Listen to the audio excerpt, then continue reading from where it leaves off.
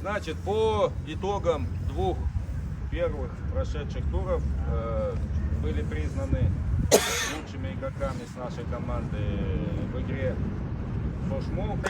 Сошму. Передавай привет, дяде там. Пусть будет не последняя. Пусть будет не последняя. Так, ну, прогноз кто? Владимир. Абсолютно неправильно. Две родственники. Веня. Александр Мищенко. Что, травится на него родственники? Это,